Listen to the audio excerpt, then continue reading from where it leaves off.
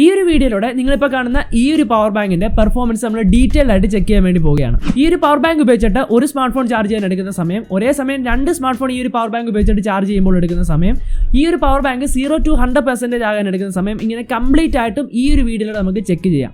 MediaTek മലയാളത്തിന്റെ പുതിയൊരു വീഡിയോയിലേക്ക് എല്ലാവർക്കും സ്വാഗതം. ഇന്നത്തെ വീഡിയോയിലൂടെ ഡ്യൂറാസെൽ ബ്രാൻഡിന്റെ 20000 mAh ഒരു കിഡിലൻ പവർ ബാങ്ക് ആണ് നമ്മൾ അൺബോക്സ് ചെയ്ത് റിവ്യൂ ചെയ്യാൻ വേണ്ടി പോകുന്നത്.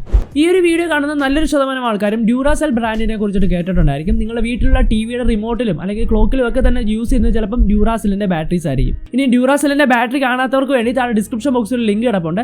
അതിൽ ക്ലിക്ക് ചെയ്ത് കഴിഞ്ഞാൽ നിങ്ങൾക്ക് ഡ്യൂറാസെല്ലിന്റെ AA ബാറ്ററിയും AAA ബാറ്ററിയും കാണാൻ വേണ്ടി സാധിക്കും. വെറും 199 രൂപയ്ക്ക് നിങ്ങൾക്ക് ആമസോണിലൂടെ പർച്ചേസ് ചെയ്യാൻ വേണ്ടി സാധിക്കും. നിങ്ങൾ എന്തായാലും ബാറ്ററി കണ്ടിട്ടില്ലെങ്കിൽ കയറി കാണുക. ഇനി നിങ്ങളുടെ വീട്ടിൽ ബാറ്ററീസ് ആവശ്യമുണ്ടെങ്കിൽ പർച്ചേസ് ചെയ്യാം. ഇനി അപ്പോൾ എന്തായാലും നമുക്ക് ഈ ഒരു പവർ ബാങ്കിനെ ഡീറ്റെയിൽഡ് ആയിട്ട് നമുക്കൊന്ന് അനലൈസ് ചെയ്യാം. അതിനു മുമ്പ് നമ്മുടെ ഈ ഒരു ചാനൽ ആദ്യമായിട്ടാണ് കാണുന്നതെന്നുണ്ടെങ്കിൽ ഉറപ്പായിട്ടും ഇതുപോലുള്ള വീഡിയോസുകൾക്ക് വേണ്ടി ഇപ്പോൾ തന്നെ നമ്മുടെ ചാനൽ ഒന്ന് സബ്സ്ക്രൈബ് ചെയ്തേക്കുക. അപ്പോൾ ഒട്ടും സമയം കളയാതെ വീഡിയോയിലേക്ക് പോകാം. ഞാൻ പറഞ്ഞതുപോലെ തന്നെ ഡ്യൂറാസെൽ എന്ന് പറയുന്നത് ബാറ്ററിയിൽ സ്പെഷ്യലൈസ്ഡ് ആയിട്ടുള്ള ഒരു കമ്പനിയാണ്. അപ്പോൾ ബാറ്ററിയിൽ സ്പെഷ്യലൈസ്ഡ് ആയിട്ടുള്ള ഒരു കമ്പനി ഒരു പവർ ബാങ്ക് പ്രൊവൈഡ് ചെയ്യുന്ന സമയത്ത് അവർക്ക് ബെറ്റർ ആയിട്ടുള്ള ഒരു ക്വാളിറ്റിയിലുള്ള ഒരു പവർ ബാങ്ക് തന്നെ നമുക്ക് തരാൻ വേണ്ടി സാധിക്കുന്നതാണ്. അങ്ങനെയുള്ള ഒരു പവർ ബാങ്ക് ആണ് ഡ്യൂറാസെല്ലിൻ്റെ 20000 mAh ഈ ഒരു പവർ ബാങ്ക്. എന്തായാലും ഇതിൻ്റെ അൺബോക്സിംഗ് കണ്ടിട്ട് തിരിച്ചു വരാം. ഈ ഒരു ബോക്സിലാണ് നമ്മുടെ പവർ ബാങ്ക് വരുന്നത്. ഈ ബോക്സിനുള്ളിൽ സാധാരണ പോലെ ഒരു യൂസർ മാനുവൽ വരുന്നുണ്ട്. അത്യാവശ്യം നല്ല ക്വാളിറ്റിയുള്ള ബ്രേഡഡ് കേബിളിൽ വരുന്ന ഒരു ചാർജിങ് കേബിൾ പ്രൊവൈഡ് ചെയ്യുന്നുണ്ട്. പിന്നീട് നമ്മുടെ പവർ ബാങ്ക്. ഇത്രയും കാര്യങ്ങളാണ് ഈ ഒരു ബോക്സിന്റെ ഉള്ളിലുള്ളത്. അപ്പോൾ ഇനിയും ഈ ഒരു പവർ ബാങ്കിന്റെ built quality and design check ചെയ്യുകയാണെന്നുണ്ടെങ്കിൽ ബ്ലാക്ക് ആൻഡ് കോപ്പർ കളർ കോമ്പിനേഷനിലാണ് ഈ ഒരു പവർ ബാങ്ക് വന്നിട്ടുള്ളത്. പ്ലാസ്റ്റിക് ബിൽറ്റ് ആണ്, മാറ്റ് ഫിനിഷിംഗ് ആണ് ഇതിന് കൊടുത്തിട്ടുള്ളത്. മാറ്റ് ഫിനിഷിംഗ് ആയതുകൊണ്ടായിരിക്കും നമ്മൾ കയ്യിലൊക്കെ പിടിക്കുന്ന സമയത്ത് നമ്മുടെ ഫിംഗർ പ്രിന്റിന്റെ സ്മച്ചസ് ഒക്കെ ഇതിലാകുന്നുണ്ട്. ബട്ട് അതൊരു പ്രശ്നമായിട്ട് എനിക്ക് തോന്നിയില്ല. പിന്നീട് ഇതിനകത്ത് എടുത്തു പറയേണ്ട ഒരു കാര്യം പറയുന്നത് സാധാരണ 20000 mAh പവർ ബാങ്കുകൾ വരുന്ന സമയത്ത് വളരെ ഹെവി ആയിട്ടും ബൾക്കി ആയിട്ടും ഒക്കെ ആയിരിക്കും വരുന്നത്. എന്നാൽ ഇവിടെ വെറും 327 gram ആണ് ഈ ഒരു പവർ ബാങ്കിന് വരുന്നത്. വളരെ വെയിറ്റ്ലെസ് ആയിട്ട് നമുക്ക് കയ്യിലൊന്നും ഹോൾഡ് ചെയ്യുന്ന സമയത്ത് വലിയ ബൾക്കി ആയിട്ടൊന്നും നമുക്ക് ഫീൽ ചെയ്യുന്നതേ ഇല്ല. അതുപോലെ തന്നെ നിങ്ങൾ നോക്കിക്കഴിഞ്ഞാൽ മനസ്സിലാവും വളരെ സ്ലിം ആയിട്ട് തന്നെയാണ് ഈ ഒരു പവർ ബാങ്ക് വന്നിട്ടുള്ളത്. കയ്യിലൊക്കെ ഹോൾഡ് ചെയ്യുന്ന സമയത്ത് ഒരു സ്മാർട്ട് ഫോൺ കയ്യിൽ പിടിച്ചേക്കുന്ന ഒരു ഫീലാണ് എനിക്ക് കിട്ടിയത്. നിങ്ങൾക്ക് ഇപ്പോൾ സ്ക്രീനിൽ കാണാൻ വേണ്ടി സാധിക്കും. സോ കയ്യിൽ ഹോൾഡ് ചെയ്യാൻ പറ്റുന്ന രീതിയിൽ തന്നെയാണ് വന്നിട്ടുള്ളത്. പോക്കറ്റ് ഫ്രണ്ട്ലിയാണ്. നമുക്ക് ട്രാവലൊക്കെ ചെയ്യുന്ന സമയത്ത് കൂടെ കൊണ്ടുപോകാൻ വേണ്ടി സാധിക്കും. വലിയ ബുദ്ധിമുട്ടുണ്ടാകാത്ത രീതിയിലുള്ളൊരു ഡിസൈൻ ഒക്കെ തന്നെയാണ് കൊടുത്തിട്ടുള്ളത്. പവർ ബാങ്കിന്റെ ഈ ഒരു പോർഷനിലായിട്ട് ഡ്യൂറാസെല്ലിന്റെ ബ്രാൻഡിങ് നമുക്ക് കാണാൻ വേണ്ടി സാധിക്കും. ഇവിടെ തന്നെയാണ് നമുക്കൊരു പവർ ഇൻഡിക്കേറ്റർ കൊടുത്തിട്ടുണ്ട്. 4 LED ഇൻഡിക്കേറ്റേഴ്സ് ആണ് ഇവിടെ വരുന്നത്. ഈ ഒരു പോർഷനിലായിട്ട് 2 USB Type A ഔട്ട്പുട്ട് കാണാൻ വേണ്ടി സാധിക്കുന്നതാണ്. അതുപോലെ തന്നെ ഒരു മൈക്രോ USB ഇൻപുട്ട് ആണ് വന്നിട്ടുള്ളത്. പിന്നീട് ഇൻപുട്ടും ഔട്ട്പുട്ടും സപ്പോർട്ട് ആവുന്ന ഒരു USB Type C പോർട്ട് ഇവിടെ വന്നിട്ടുണ്ട്. USB Type C പോർട്ടിലൂടെ നമുക്ക് ഈ ഒരു പവർ ബാങ്കും ചാർജ് ചെയ്യാൻ വേണ്ടി സാധിക്കും. ഈ ഒരു പവർ ബാങ്ക് ഉപയോഗിച്ചിട്ട് മറ്റ് ഡിവൈസസുകളും ചാർജ് ചെയ്യാൻ വേണ്ടി സാധിക്കുന്നതാണ്. ഒരേ സമയം തന്നെ ഈ ഒരു പവർ ബാങ്ക് ഉപയോഗിച്ചിട്ട് 3 ഡിവൈസസുകൾ വരെ നമുക്ക് ചാർജ് ചെയ്യാൻ വേണ്ടി സാധിക്കുന്നതാണ്. 22.5 വാട്ട്സ് വരെ മാക്സിമം ഔട്ട്പുട്ട് ഈ ഒരു പോർട്സുകൾ നമുക്ക് നൽകുന്നതാണ്. പിന്നീട് നമുക്ക് ഇവിടെയായിട്ട് ഇതിൻ്റെ പവർ ബട്ടണും കാണാൻ വേണ്ടി സാധിക്കും. ഈ ഒരു പവർ ബട്ടണിൻ്റെ ആവശ്യം ഉണ്ടായിരുന്നോ എന്ന് എനിക്കൊരു ഡൗട്ടാണ്. കാരണം എന്ന് പറയുന്നത് ഈ ഒരു പവർ ബാങ്കിൽ നമ്മൾ സാധാരണയായിട്ട് നമ്മൾ സ്മാർട്ട് ഫോണോ അല്ലെങ്കിൽ ഡിവൈസസുകളോ കണക്ട് ചെയ്യുമ്പോൾ തന്നെ ഓട്ടോമാറ്റിക്കലി ഇത് ഡിറ്റക്ട് ചെയ്ത് ചാർജ് ചെയ്യാൻ വേണ്ടി തുടങ്ങും. പിന്നീട് എന്തിനാണ് ഈ ഒരു പവർ ബട്ടൺ ഇവിടെ കൊടുത്തതെന്ന് അറിയത്തില്ല. എങ്കിൽ ഒരു ഡിസൈനായിട്ട് അത് അവിടെ ഇരുന്നോട്ടെ.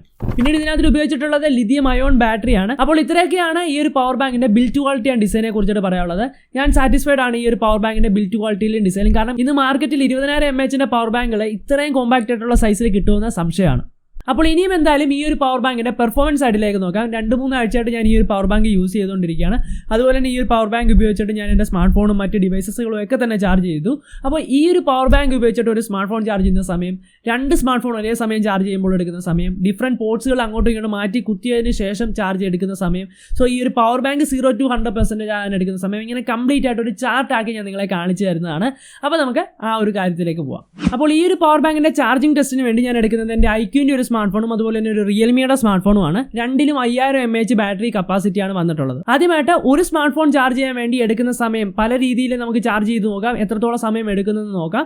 അപ്പോൾ അതിനുവേണ്ടി ഞാൻ എൻ്റെ ഐക്യൂൻ്റെ സ്മാർട്ട് ഫോണാണ് എടുക്കുന്നത്. ഇപ്പോൾ നിങ്ങൾക്ക് സ്ക്രീനിൽ കാണാൻ വേണ്ടി സാധിക്കും. ആദ്യത്തെ തവണ ഞാൻ ടെസ്റ്റ് ചെയ്യുമ്പോൾ എൻ്റെ സ്മാർട്ട് ഫോൺ 21% ചാർജ് ആയിരുന്നു ഉള്ളത്. ആ 21% മുതൽ 100% ചാർജ് ആക്കി ഞാൻ 21 to 100 ആകാൻ വേണ്ടി 79% ആവശ്യമുണ്ടായിരുന്നു. ആ ഒരു 79% ചാർജ് ആയത് 2 മണിക്കൂർ 6 മിനിറ്റിലാണ്. നിങ്ങൾക്ക് ആ ഒരു ടൈമിംഗ് എല്ലാം കാണാൻ വേണ്ടി സാധിക്കും. ഇനി രണ്ടാമത്തെ ടെസ്റ്റ് എന്ന് പറയുന്നത് USB A പോർട്ടിൽ നിന്ന് തന്നെ 0 to 53% ആക്കാൻ വേണ്ടി ഞാൻ എടുത്ത സമയം എന്ന് പറയുന്നത് 1 മണിക്കൂർ 2 മിനിറ്റ് ആണ്. ഇനിയും USB A പോർട്ടിൽ നിന്ന് 0 to 100% ആക്കാൻ വേണ്ടി എടുത്ത സമയം എന്ന് പറയുന്നത് 2 മണിക്കൂർ 29 മിനിറ്റ് ആണ്. ഏകദേശം 2.5 മണിക്കൂർ എടുത്തിട്ടാണ് ആ ഒരു സമയത്ത് എൻ്റെ സ്മാർട്ട് ഫോൺ 0 to 100% ആയത്. ഇനിയും ഈ ഒരു സെയിം സ്മാർട്ട് ഫോൺ തന്നെ USB-C പോർട്ടിലൂടെ കണക്ട് ചെയ്തിട്ട് എത്രത്തോളം ചാർജ് എടുക്കുന്നു നോക്കിയപ്പോൾ 0 to 100% ആകാൻ വേണ്ടി എടുത്ത സമയം എന്ന് പറയുന്നത് 2 മണിക്കൂർ 25 മിനിറ്റ് ആണ്. അതുപോലെ തന്നെ USB-C പോർട്ടിൽ നിന്ന് തന്നെ വീണ്ടും 50% മുതൽ 100% ആകാൻ വേണ്ടി എടുത്ത സമയം എന്ന് പറയുന്നത് 1 മണിക്കൂർ 32 മിനിറ്റ് ആണ്. ഇനിയപ്പോൾ ഞാൻ എൻ്റെ റിയൽമിയുടെ സ്മാർട്ട് ഫോണും ഐക്യൂൻ്റെ സ്മാർട്ട് ഫോണും ഒരേ സമയത്ത് തന്നെ ഈ പവർ ബാങ്കിൽ കണക്ട് ചെയ്തിട്ട് ചാർജ് ചെയ്യാൻ വേണ്ടി പോവുകയാണ്. റിയൽമിയുടെ സ്മാർട്ട് ഫോൺ എന്ന് പറയുന്നത് അത്യാവശ്യം ബഡ്ജറ്റ് ആയിട്ടുള്ള സ്മാർട്ട് ഫോണാണ്. സോ ഇതിനകത്തിലൂടെ മാക്സിമം 22 വാട്ട്സ് സപ്പോർട്ട് ആണെങ്കിലും ചിലപ്പോൾ അതിനകത്ത് 22 വാട്ട്സ് വരെ സപ്പോർട്ട് ആകണമെന്നില്ല. എങ്കിലും ഏകദേശം ഒരു ടൈമിംഗ് ഞാൻ നിങ്ങളെ കാണിച്ചു തരാം. 2 സ്മാർട്ട് ഫോണും ഒരേ സമയത്ത് USB-A പോർട്ടിലൂടെ കണക്ട് ചെയ്തിട്ട് ഞാൻ ചാർജ് ആക്കിയപ്പോൾ നമ്മൾ ടൈം പീരീഡ് എടുത്തിട്ടുള്ള 15 മിനിറ്റ് ആണ്. അപ്പോൾ 15 മിനിറ്റ് കൊണ്ട് സ്മാർട്ട് ഫോൺ എയിൽ കയറിയത് 12%, സ്മാർട്ട് ഫോൺ ബിയിൽ കയറിയത് 9%. ഞാൻ പറഞ്ഞില്ലേ റിയൽമിയുടെ സ്മാർട്ട് ഫോണിലാണ് 9% കയറിയത്. അതൊരു ബഡ്ജറ്റ് ആയിട്ടുള്ള ഒരു സ്മാർട്ട് ഫോണാണ്. ഇനി ഈ 2 സ്മാർട്ട് ഫോണും സെപ്പറേറ്റ് ആയിട്ടുള്ള ടൈമിൽ നമുക്ക് ചാർജ് ചെയ്ത് നോക്കാം. 15 മിനിറ്റ് കൊണ്ട് എത്രത്തോളം പെർസെൻറ്റേജ് ഇതിനകത്ത് കയറുന്നുണ്ടെന്ന് നോക്കാം. എൻ്റെ സ്മാർട്ട് ഫോൺ കണക്ട് ചെയ്തിട്ട് USB-A പോർട്ടിൽ നിന്ന് തന്നെ ചാർജ് ചെയ്ത സമയത്ത് ഏകദേശം 15 മിനിറ്റ് കൊണ്ട് 12% ചാർജ് കയറിയത്. അതുപോലെ തന്നെ രണ്ടാമത്തെ സ്മാർട്ട് ഫോൺ USB-A പോർട്ടിൽ നിന്ന് തന്നെ 15 മിനിറ്റ് കൊണ്ട് ചാർജ് ചെയ്ത സമയത്ത് ഏകദേശം 11% ചാർജാണ് കയറിയത്. ഇനി നമ്മുടെ കയ്യിലിരിക്കുന്ന ഈ 2 സ്മാർട്ട് ഫോണും 2 ടൈപ്പ് പോർട്സിൽ നമുക്ക് കുത്തിയിട്ട് ചാർജ് എങ്ങനെ കയറുന്നുണ്ടെന്ന് നോക്കാം. അപ്പോൾ ഈ ഒരു പവർ ബാങ്കിന്റെ USB-C പോർട്ടിൽ നമ്മുടെ ഒരു സ്മാർട്ട് ഫോണും കണക്ട് ചെയ്തിട്ടുണ്ട്. ഐക്യൂന്റെ സ്മാർട്ട് ഫോണാണ് കണക്ട് ചെയ്തിട്ടുള്ളത്. USB-A പോർട്ടിൽ നമ്മുടെ റിയൽമിയുടെ സ്മാർട്ട് ഫോണും കണക്ട് ചെയ്തിട്ടുണ്ട്. സോ A എന്ന് പറയുന്നത് നമ്മുടെ ഐക്യൂ, B എന്ന് പറയുന്ന സ്മാർട്ട് ഫോൺ നമ്മുടെ റിയൽമി ആയിരിക്കും. USB-Cയിൽ കണക്ട് ചെയ്ത് നമ്മുടെ A സ്മാർട്ട് ഫോണിൽ ഏകദേശം 10 മിനിറ്റ് കൊണ്ട് 8% ആണ് ചാർജ് കയറിയത്. അതുപോലെ തന്നെ 5% നമ്മുടെ റിയൽമിയുടെ സ്മാർട്ട് ഫോണിൽ ചാർജ് കയറിയത്. ഇനി നമ്മൾ എന്തായാലും നമ്മുടെ പോർട്സ് അങ്ങോട്ടും ഇങ്ങോട്ടും ചേഞ്ച് ചെയ്യാണ്. നമ്മുടെ ഐക്യൂന്റെ സ്മാർട്ട് ഫോൺ USB-A പോർട്ടിലും നമ്മുടെ റിയൽമിയുടെ സ്മാർട്ട് ഫോൺ USB-C പോർട്ടിലും കണക്ട് ചെയ്ത സമയത്തും നമ്മുടെ ഐക്യൂന്റെ സ്മാർട്ട് ഫോണിൽ 8%, നമ്മുടെ റിയൽമിയുടെ സ്മാർട്ട് ഫോണിൽ 5% തന്നെയാണ് ഈ ഒരു 10 മിനിറ്റ് കൊണ്ട് കയറിയത്. ഇതിനകത്തിൽ നിന്ന് നമ്മൾ മനസ്സിലാക്കേണ്ട കാര്യം 2 പോർട്സിലും ഒരേ രീതിയിലുള്ള ഔട്ട്പുട്ട് തന്നെ നമുക്ക് വീണ്ടും തരുന്നുണ്ടെന്നുള്ളതാണ്. സോ ഇത്രയും ഒന്ന് കണ്ടു കഴിയുമ്പോൾ തന്നെ നിങ്ങൾക്ക് മനസ്സിലാവും എത്ര നേരം കൊണ്ട് നിങ്ങളുടെ സ്മാർട്ട് ഫോൺ ഈ ഒരു പവർ ബാങ്ക് ഉപയോഗിച്ചിട്ട് ചാർജ് ആക്കാൻ വേണ്ടി സാധിക്കുന്നത്. ഇതിനകത്തിൽ നമ്മൾ മനസ്സിലാക്കേണ്ട കാര്യം 10 മിനിറ്റ് കൊണ്ട് നിങ്ങൾക്ക് 8% വരെ ചാർജ് ആക്കാൻ വേണ്ടി നിങ്ങളുടെ സ്മാർട്ട് ഫോൺ ചാർജ് ആക്കാൻ വേണ്ടി ഇത് സാധിക്കുന്നതാണ്. അത് USB-C ആണെങ്കിലും A ആണെന്നുണ്ടെങ്കിലും. അതുപോലെ തന്നെ ഫുൾ ചാർജ് ആക്കാൻ വേണ്ടി 0 to 100% ആക്കാൻ വേണ്ടി ഏകദേശം 2.5 മണിക്കൂർ സമയം എടുക്കും.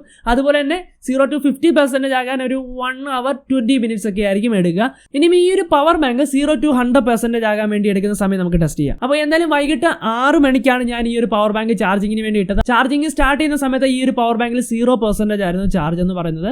രാത്രി 12:43 ആയ സമയത്താണ് ഇതിനകത്തിലെ ഫുൾ ചാർജ് ആയത്. അപ്പോൾ ഏകദേശം 6 മണിക്കൂർ 43 മിനിറ്റ് എടുത്തിട്ടാണ് ഈ ഒരു പവർ ബാങ്ക് 0 to 100% ആയത്. അതായത് 6.25 മണിക്കൂർ എടുത്താലാണ് നിങ്ങൾക്ക് ഈ ഒരു power bank completely 0 to 100% charge ആകാൻ വേണ്ടി സാധിക്കുന്നത്. ഇപ്പോൾ നിങ്ങൾ കണ്ട ഈ ഒരു ടൈം മെഷർമെന്റ് ഒന്നും തന്നെ ഒരു ബ്രാൻഡും എനിക്ക് പ്രൊവൈഡ് ചെയ്തില്ല. സ്വന്തമായിട്ട് കുത്തിയിരുന്ന് 2-3 ആഴ്ച ഇതിന്റെ പുറകെ ഇരുന്ന് കണ്ടുപിടിച്ച കാര്യങ്ങളാണ്. അതുകൊണ്ട് എനിക്ക് കോൺഫിഡൻ്റ് ആയിട്ട് പറയാൻ വേണ്ടി സാധിക്കും ഈ ഒരു ടൈമിംഗ് എല്ലാം ആക്ച്വലി കറക്റ്റ് ആയിട്ടുള്ള ടൈമിംഗ് തന്നെയാണ്. നിങ്ങൾ എന്തായാലും ഈ ഒരു പ്രൊഡക്റ്റ് പർച്ചേസ് ചെയ്തതിന് ശേഷം ഈ ഒരു ടൈമിംഗ് ഒക്കെ വെച്ചത് ടെസ്റ്റ് ചെയ്ത് നോക്കുക, കറക്റ്റ് ആണോ അല്ലയോ എന്നുള്ള കാര്യം താഴെ വന്ന് കമന്റ് ചെയ്യുക. ഈ ഒരു പവർ ബാങ്കിന് ഡ്യൂറാസെൽ 2 വർഷത്തെ വാറണ്ടി പ്രൊവൈഡ് ചെയ്യുന്നുണ്ട്. അതുകൊണ്ട് തന്നെ 2 വർഷം നമുക്ക് കണ്ണു അടച്ചത് യൂസ് ചെയ്യാൻ വേണ്ടി സാധിക്കും. 2 വർഷം കഴിഞ്ഞാലും ഈ ഒരു ഡ്യൂറാസെൽ ബ്രാൻഡ് എന്ന് പറയുന്നത് ട്രസ്റ്റബിൾ ആയിട്ടുള്ള ഒരു ബ്രാൻഡാണ്. അതുകൊണ്ട് എനിക്ക് വലിയ രീതിയിലുള്ള പ്രശ്നങ്ങളൊന്നും തോന്നുന്നില്ല. ഇതിന്റെ പ്രൈസ് വരുന്നത് ആമസോണിലൂടെ 3099 രൂപയാണ്. വാല്യൂ ഫോർ മണി ആയിട്ടുള്ള ഒരു പ്രൊഡക്റ്റ് ആണെന്ന് തന്നെ പറയും. കാരണം 2 വർഷത്തെ വാറണ്ടി തരുന്നുണ്ട്. 20,000 mAh ഇത്രയും പോക്കറ്റ് ഫ്രണ്ട്ലി ആയിട്ടുള്ള ഡിസൈനൊക്കെ വെച്ചിട്ടാണ് വരുന്നത്. സോ എനിക്ക് ഇതൊരു വാല്യൂ ഫോർ മണി ആയിട്ടുള്ള ഒരു വർത്ത് ആയിട്ടുള്ള ഒരു പ്രൊഡക്റ്റ് ആയിട്ടാണ് എനിക്ക് തോന്നിയത്. സോ എന്തായാലും നിങ്ങളുടെ അഭിപ്രായം താഴെ വന്ന് കമന്റ് ചെയ്യുക. എന്തായാലും ഈ ഒരു പ്രൊഡക്റ്റ് പർച്ചേസ് ചെയ്യാനുള്ള ലിങ്ക് താഴെ ഡിസ്ക്രിപ്ഷൻ ബോക്സിലുണ്ട്. കയറി ചെക്കൗട്ട് ചെയ്യുക. താല്പര്യം ഉണ്ടെങ്കിൽ പർച്ചേസ് ചെയ്യുക. ഞാൻ ആരെയും നിർബന്ധിക്കത്തില്ല. അപ്പോൾ ഇന്നത്തെ റിവ്യൂ വീഡിയോ നിങ്ങൾക്ക് ഇഷ്ടമായിട്ടുണ്ടെങ്കിൽ ഉറപ്പായിട്ടും ഈ ഒരു വീഡിയോയ്ക്ക് ലൈക്ക് ചെയ്യുക. നിങ്ങളുടെ അഭിപ്രായങ്ങൾ താഴെ വന്ന് കമന്റ് ചെയ്യുക. നിങ്ങൾക്ക് ഏതെങ്കിലും പ്രൊഡക്റ്റുകൾ റിവ്യൂ നമ്മുടെ ചാനലിലൂടെ ആവശ്യമുണ്ടെന്നുണ്ടെങ്കിൽ അത് താഴെ വന്ന് കമന്റ് ചെയ്യുക. അതുപോലെ തന്നെ നമ്മുടെ ചാനൽ ഇതുവരെ സബ്സ്ക്രൈബ് ചെയ്യാത്തവരെ ഇതുപോലെ റിവ്യൂ വീഡിയോസുകൾ തുടർന്നും ആവശ്യമുണ്ടെന്നുണ്ടെങ്കിൽ ഉറപ്പായിട്ട് നമ്മുടെ ചാനൽ സബ്സ്ക്രൈബ് ചെയ്യുക. അപ്പോൾ പുതിയൊരു കിടിലൻ വീഡിയോ ആയിട്ട് കാണാം. അതുവരെ സൈനിങ് ഔട്ട്, സിജിൻ ദേവസ്യ.